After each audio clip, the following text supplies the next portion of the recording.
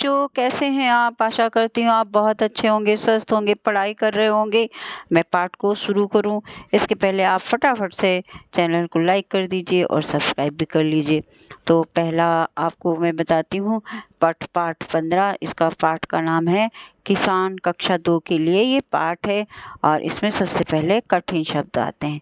कठिन शब्द मैं इसीलिए जल्दी से पहले कठिन ही शब्द आपको बताती हूँ और इसके कठिन शब्द आपको जब पता जाते हैं तो आपको पाठ पढ़ने में कोई दिक्कत, कोई परेशानी नहीं आती। तो पहला है सवेरा, पूरब, खाट, त्योहार, छुट्टी, पाँव। अब यहाँ शब्दार्थ देख लीजिए। खाट, खाट माने खटिया या इसे चारपाई भी कहते हैं। आपके घर में होंगे, इसके 4 पैर होते हैं इसलिए इसे चारपाई भी कहते हैं। लू, बहुत गर्म हवा कहते हैं। अभी जो आपने देखा मई में कितनी गर्म हवा चलती है उसे ही हम कहते हैं लू। ठिठुरना, ठिठुरना होता है बहुत अधिक ठंड लगना। चैन, चैन माने आराम। हरदम, हरदम यानी हर समय। चलिए अब देखते हैं प्रश्न उत्तर। प्रश्न 1, किसान कब उठ जाता है? किसान चिड़ियों के जगने से पहले उठ जाता है। बच्चों, किसान बहुत सुबह उठता है क्योंकि अगर वो देर से उठेगा, मान लिया गर्मियों के दिन है, देर से उठेगा तो वो धूप में अपना काम नहीं कर सकता है ना, इसलिए वो बहुत जल्दी सुबह उठ के खेतों पे ठंडे ठंडे मौसम में ही काम करना पसंद करते हैं। इसलिए क्या होता है कि चिड़िया चिड़िया क्या होता है, चिड़िया जो है बहुत सुबह बोलती हैं तो उनसे भी पहले किसान उठ जाता है। प्रश्न 2, किसान बैलों को लेकर कहाँ जाता है? उत्तर, किसान बैलों को लेकर खेत पर काम करने जाता है। प्रश्न 3, किसान की छुट्टी कब होती है? उत्तर, किसान की छुट्टी कभी भी नहीं होती क्योंकि बच्चों किसान क्या करता है अपने खेतों में? पहले फसल बोता है, फिर उसकी निराई गुड़ाई, फिर सिंचाई, फिर फसल तैयार हो जाती है, फिर उसको फसल को रखना और उसके बाद उसकी अगली फसल की बुआई का टाइम हो जाता है, फिर वही प्रोसेस चालू हो जाता है उसकी निराई गुड़ाई सिंचाई। इस तरीके से किसान की छुट्टी कभी नहीं होती। जैसे आप लोगों की हो जाती है ना संडे को, सैटरडे को, ऑफिस में पापा लोगों की हो जाती है ना, तो ऐसे किसान की छुट्टी कभी नहीं होती, वो रोज ही काम करता है। तो अगला प्रश्न देखिए, लू चलने पर धरती कैसे जलती है? अब लू लू यानी गर्म हवा। मैंने बताया ना अभी, आपने मई और जून में देखा कितनी गर्म हवा चलती है। जरा सा दरवाजा खोल के हम बाहर जाते तो ऐसा लगता है जल जाएंगे, या हम नंगे पैर आंगन में चले गए या बाहर चले गए तो ऐसा लगता है कि हमारा पैर बिल्कुल या आग पे पड़ गया है। तो वही इसमें कहा गया है, लू चलने पर धरती तवे के समान जलती है। क्योंकि अगर हम ज़्यादा देर तक खड़े होंगे ना तो जैसे गर्म छूने से छाले पड़ जाते हैं हमारे, तो धरती पे भी अगर हम गर्मियों में नंगे पैर थोड़ी देर खड़े जाएंगे तो हमारे पैरों में छाले पड़ जाते हैं। प्रश्न 5 है, किसान जाड़ों में खेतों की रखवाली कैसे करता है? उत्तर, किसान जाड़ों में खेतों की रखवाली आग जलाकर करता है। अब इसके सही मिलान करने हैं, जो सही बात कही गई, सही कथन है उससे आपको मिलाना है। बादल गरजे गड़ गड़, बिजली चमकी चमचम, धरती जलती तवे समान, तवे के समान धरती जलती है। मूसलाधार बरसता पानी और खाट छोड़ उठ गया किसान। ये आपकी जो कविता है, कविता के हिसाब से इनकी पंक्तियों को आपको मिलाना है। अब प्रश्न 7 है, क्या आपके परिवार में कोई किसान है? वे दिन में क्या करते होंगे? उत्तर, हाँ, मेरे दादाजी किसान हैं। वे दिन भर खेत में रहते हैं और उनकी रखवाली करते हैं। प्रश्न 8, क्या आप कभी खेत गए हैं? वहाँ क्या क्या दिखाई देता है? उत्तर, हाँ, हम अपने खेत पर गए हैं और हमने हरे भरे खेत, फसलें, सब्जियां और फलों के पेड़ भी देखे हैं।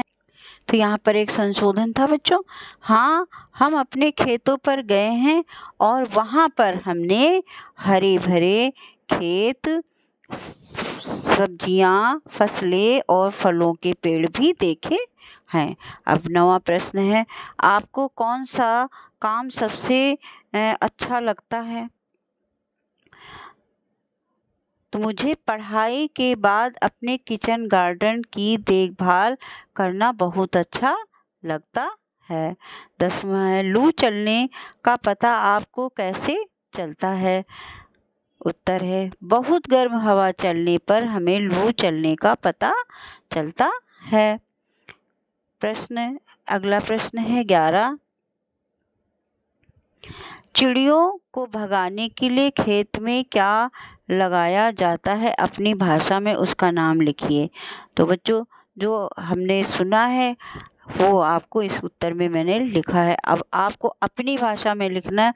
तो अगर आपने अपने गांव में कोई और नाम सुना है तो आप वो भी लिख सकते हैं। जो मैंने सुना है मैं उसका उत्तर इसमें बताती हूँ।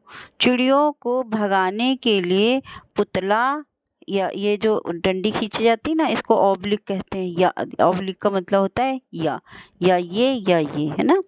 तो पुतला या बिजुका लगाया जाता है। आपको किसान की सबसे अच्छी बात कौन सी लगती है? उत्तर, किसान सबके लिए फसल या अनाज उगाता है, यह बात बहुत अच्छी लगती है। बच्चों, किसान कभी ये नहीं है कि अपने ही लिए उगाता है, भाई हमने तो उगा दिया अब हम नहीं देंगे किसी को, है ना, ऐसा नहीं है। किसान सबके लिए वो थोड़ा सा अपने लिए रखता है, बाकी जो है और लोगों के ही काम उसकी फसल आती है। अगला प्रश्न है, खेत में उगने वाली कुछ वस्तुओं के नाम लिखिए। तो खेत में और कौन कौन सी वस्तुएं उगती हैं? जैसे गेहूँ, धान, मक्का, टमाटर, आलू और प्याज। ठंड से बचने के लिए आप किन किन वस्तुओं का प्रयोग करते हैं? तो जब आपको जाड़ा लगता है ना, तो आप क्या करते हैं? आप स्वेटर पहनते हैं, टोपी, कोट, जैकेट और आग भी जलाते हैं और कंबल भी रात को ओढ़ते हैं। इन चीज़ों को आप जाड़ों में प्रयोग करते हैं। अब प्रश्न 14 है, ये पृष्ठ संख्या 65 का वर्ग है। इसको आपको शब्दों का खेल, जैसे शब्दों का खेल में क्या है? हवा चलती सन सन सन, पत्ते उड़ते फर फर फर, बादल गरजते गड़ गड़ गड़, बिजली चमकती चम चम चम, बारिश होती झम झम झम, ओले बरसते पड़ पड़ पड़, सब शांत हो जाता शी शी, फिर सूरज चमकता चम चम चम। अब इसके बाद हम देखेंगे सही और गलत के निशान लगाओ। जो सही वाक्य है उस पर सही लगाना है, जो गलत है उस पर गलत लगाना है। किसान धूप निकलने पर सोकर उठता है, गलत है, वो तो चिड़िया बोलने के पहले ही उठ जाता है। किसान बैलों को खिला पिला कर खेतों पर ले जाता है, बिल्कुल सही है। धरती तवे के समान जलती है जब लू चलती है, बिल्कुल सही है। किसान को त्योहारों की छुट्टी मिलती है, ये बिल्कुल गलत है, वो हर समय काम करता रहता है। जाड़ों में हाथ पांव ठिठुर जाते हैं, ये बिल्कुल सही है। ठिठुर जाते हैं यानी बिल्कुल उनसे काम ही नहीं होता है ना, उसी को ठिठुरन कहते हैं। अब चित्रकारी और लेखन का काम करना है। कप्पू सुबह उठकर सबसे पहले दौड़ लगाता है, फिर वह किसान के साथ गाय का दूध निकालते देखता है। थोड़ी देर बाद कप्पू दूध पीता है। खाना खाने के बाद कप्पू कुछ देर के लिए सो जाता है। शाम को कप्पू टहलने के लिए खेलने जाता है। सोने से पहले कप्पू सबको प्यार करता है और ऐसे ही कप्पू का दिन बीत जाता है। अब जाने कप्पू कल क्या करेगा। ये आपके उसमें चित्र बने हुए, चित्र के हिसाब से आपको कहानी बढ़ानी है। तो जो हरे रंग के मैंने लिखे, इसी हरे वाक्यों से कहानी बढ़ाई गई है।